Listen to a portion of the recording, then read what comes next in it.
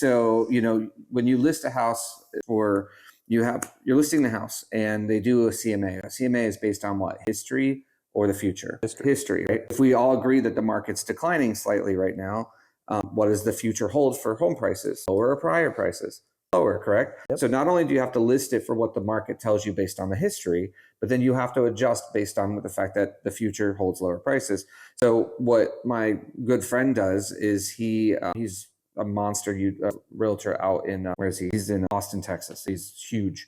And what he does is he does an 853 strategy. And essentially what happens is he says, if we have tons of showings, but no offers in the first 2 weeks, he has a standing appointment every 2 weeks after he lists the house.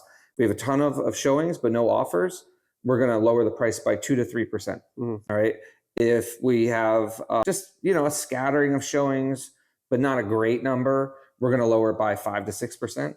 And if we have crickets, meaning no one's showing the house, maybe one in that 2 week time frame, there's very little internet activity, et cetera, then we got to take a big bite off the apple and we got 8%. He says almost every time he does that, following that smart market strategy, that within all his listings, 95% of them that follow the strategy sell within 60 days. Yeah. Because he's just boom, boom, boom. He does what the market's telling him. Because lots of times, just think about it. You had a ton of showings, but no offers. Well, a lot of people saw it, so they probably have it saved in their little favorites. And then you lower it by that 3%.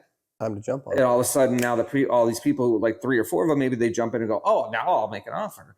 And it just took that little nudge, and so, because until you have an offer, your house is worth $0. I hate to tell you, but that's the case. Until you have an offer, your house is worth nothing because you have to have a willing buyer to sell your home.